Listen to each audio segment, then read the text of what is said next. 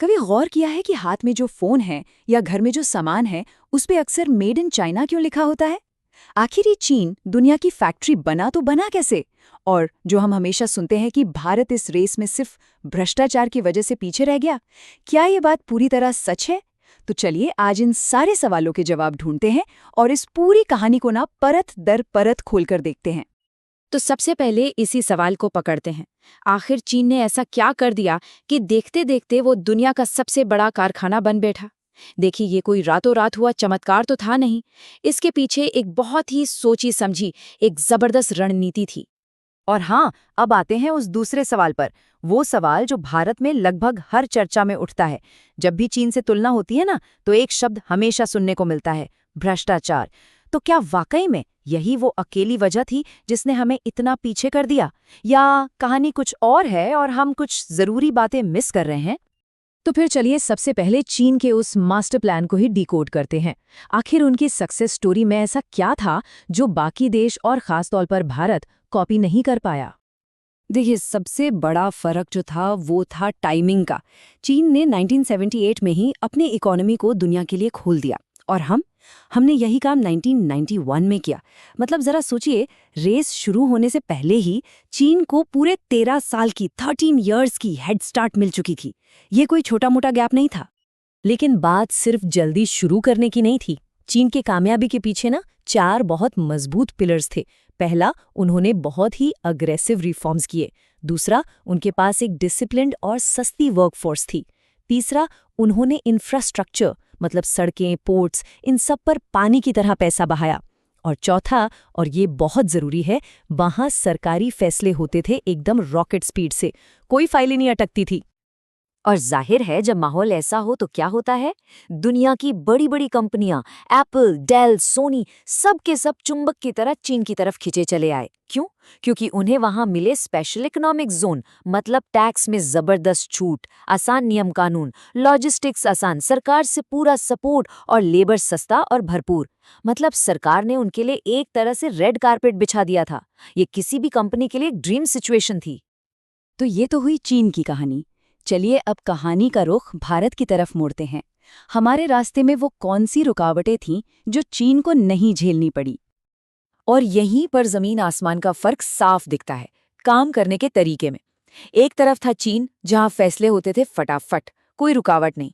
और दूसरी तरफ था भारत, जहां फाइलें एक टेबल से दूसरे टेबल पर घूमने में ही महीनों लगा देती थी।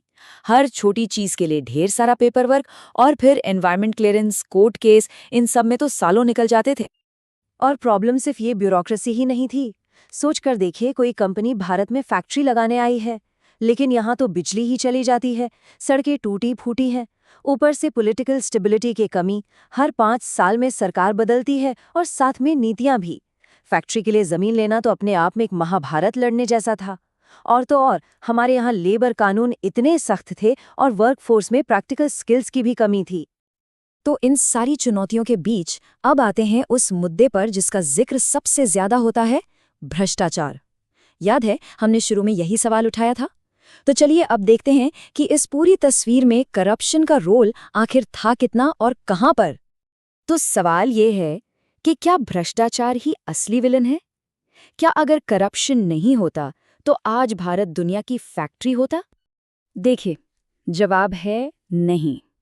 मतलब भ्रष्टाचार एक बहुत बड़ा फैक्टर था, इसमें कोई शक नहीं, लेकिन वो अकेला फैक्टर नहीं था। ये पूरी कहानी नहीं है। असली तस्वीर इससे कहीं ज्यादा कॉम्प्लेक्स है।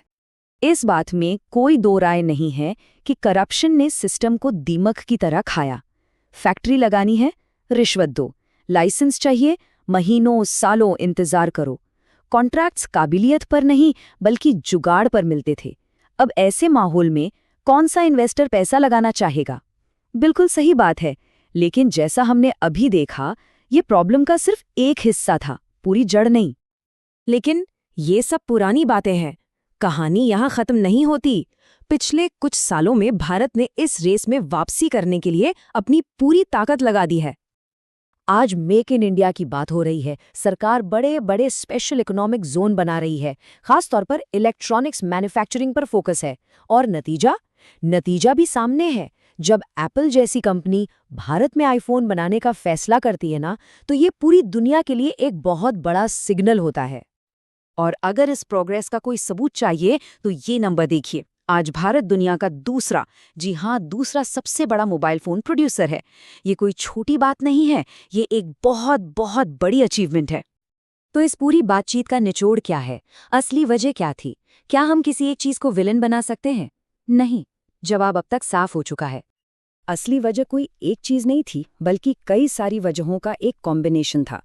हमारी पॉलिसी देर से आई, हमारा इंफ्रास्ट्रक्चर कमज़ोर था, ब्यूरोक्रेसी की रफ्तार धीमी थी, स्किल्स की कमी थी, पॉलिटिकल स्टेबिलिटी नहीं थी, और इन सब के ऊपर चीन एक बहुत ही फोकस्ड और अग्रेसिव स्ट्रैटेजी के साथ मैदान में था।